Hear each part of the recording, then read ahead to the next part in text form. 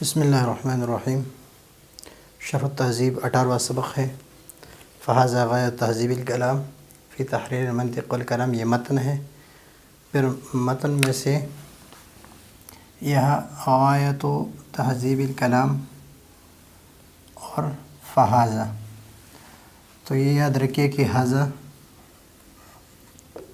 مبتدا ہے اور غایۃ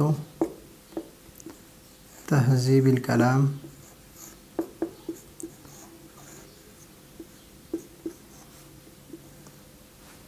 یہ غایۃ تہذیب الکلام، یہ غایہ، یہ تہذیب الکلام مضاف مضاف الیہ، اور یہ ہے خبر۔ اور ہم پہلے پڑھ چکے ہیں کہ خبر کا حمل ہوتا ہے اپنے مبتدا پر، خبر کا حمل ہوتا ہے اپنے مبتدا پر۔ تو یہاں پر غایہ تو اس کا حمل ھذا پر صحیح نہیں ہو رہا ہے، اس لیے کہ یہ مصدر ہے، یہ مصدر ہے، اور مصدر دلالت کرتا ہے وصف پر۔ کس پر دلالت کرتا ہے؟ وصف پر۔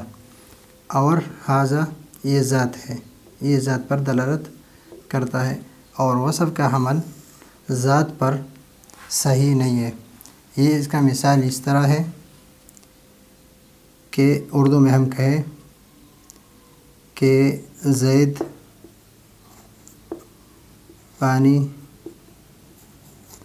پینا، یا زید کھڑا ہونا، تو یہ مصدر ہے، یہ صرف وصف پر دلالت کرتا ہے، وصف پر دلالت کرتا ہے، تو یہ ابھی اس کا حمل زید پر صحیح نہیں ہو رہا ہے۔ مصدر کیا ہوتا ہے؟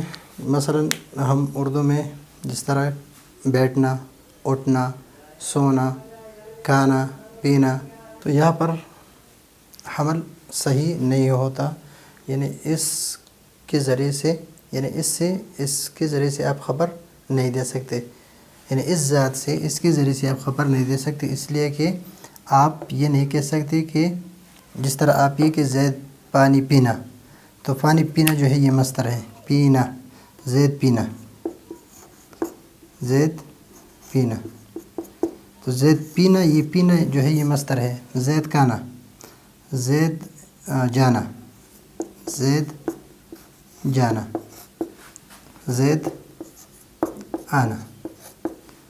اب یہاں پر حمل صحیح نہیں ہو رہا ہے، یا تو زید آنے والا ہے یا زید آ رہا ہے۔ اگر یہ ہو تو اس کے ذریعے سے آپ زید سے خبر دے سکتے ہیں، لیکن اس کے ذریعے سے آپ زید سے خبر نہیں دے سکتے، اور اسی کو کہتے ہیں اس پر حمل ہونا، یعنی اس کے لیے محمول بننا۔ میرے خیال پہ آپ سمجھ چکے ہوں گے۔ تو یہاں پر یہ ابھی آسان ہے کہ ھذا مبتدا، غایۃ تہذیب الکلام یہ مصدر ہے، اور مصدر کا حمل ذات پر نہیں ہو سکتا۔ ذات کا ذات پر، یا ذات مع الوصف کا ذات پر حمل ہو سکتا ہے، یا مصدر کا مصدر پر حمل ہو سکتا ہے، لیکن وصف کا ذات پر حمل نہیں ہو سکتا۔ تو یہاں سے ایک سوال کا جواب، یہ ایک تقدیری عبارت، یہ عبارت اس لیے ہے کہ یہاں پر سوال مقدر ہے۔ سوال مقدر یہ ہے کہ یہ غایۃ تہذیب الکلام کا حمل ھذا پر یہ صحیح نہیں ہے، اس لیے کہ یہ وصف ہے اور یہ ذات ہے، اور وصف کا حمل ذات پر نہیں ہو سکتا۔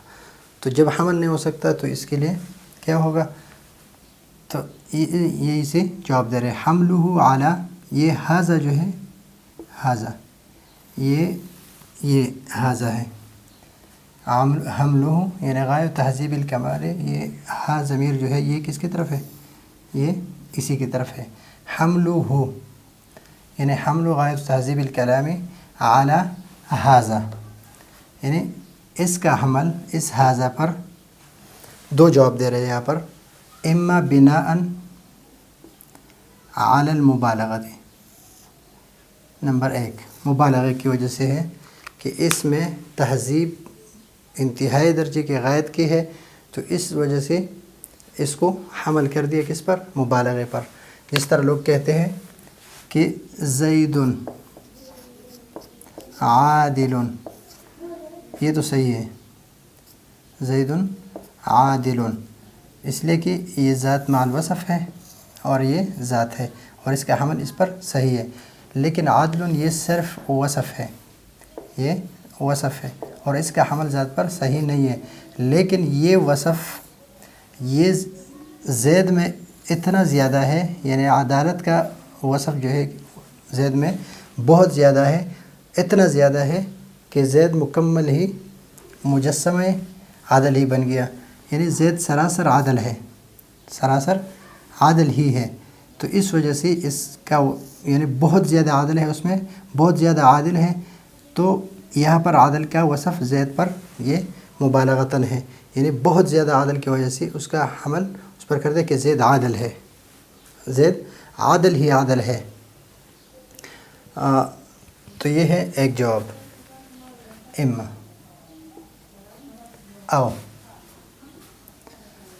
او کا مطلب یہ ہے کہ علی ان التقدیر ھذا الکلام، تقدیر ان التقدیر، یا بنا ہے علی ان التقدیر ھذا الکلام، اس کلام کا اصل جو ہے یہ اصل میں ہے مہذب غایت التہذیب، غایت التہذیب،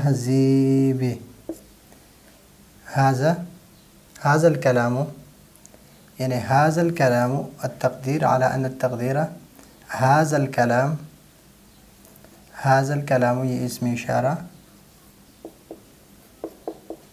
اور یہ مشار الیہ مبتدا، اور مہذب یہ خبر اور یہ مفعول مطلق،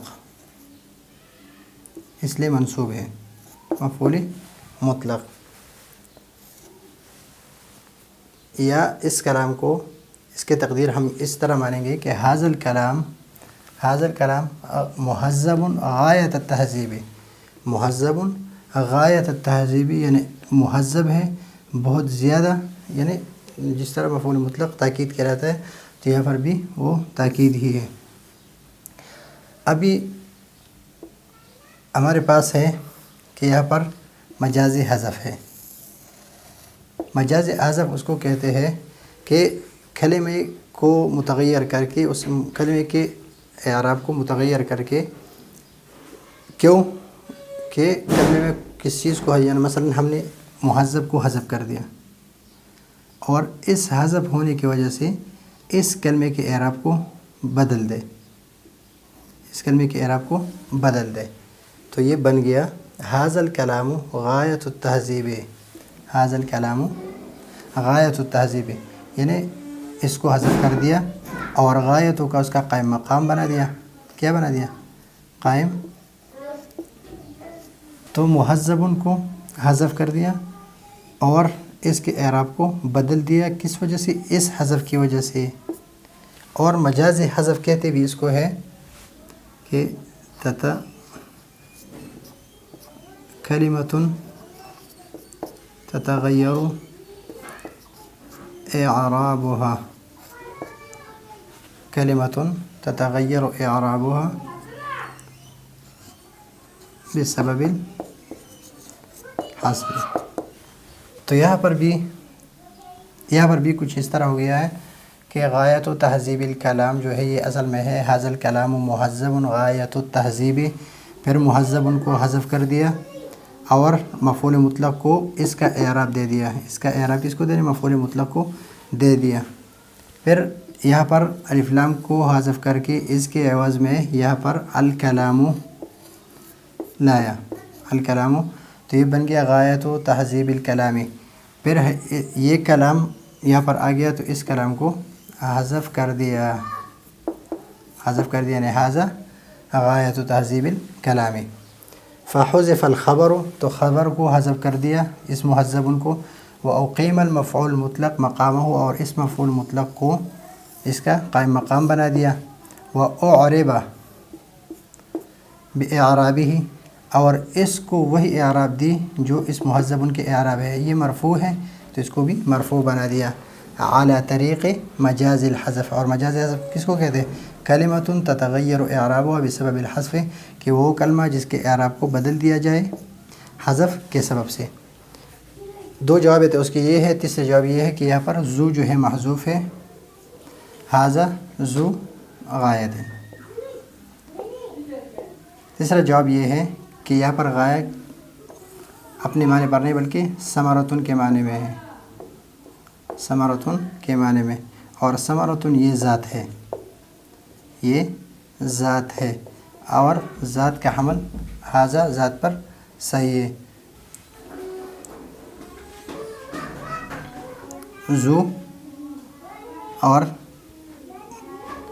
ذو غایت، تو یہ بھی ذات بن گیا، یہ ثمرہ بھی ذات بن گیا، یا اس طرح کا بس۔ تو دو جواب یہ اور دو جواب اس کے یہ ہو گئے، تو یہ صرف یہ ہے کہ اس کا حمل اس پر صحیح نہیں ہے، اس وجہ سے یہ عبارت لائی گئی ہے اور اس کو میں نے حل کر دیا ہے۔ اگلے سبق کے لیے اجازت چاہتے ہیں، اللہ حافظ۔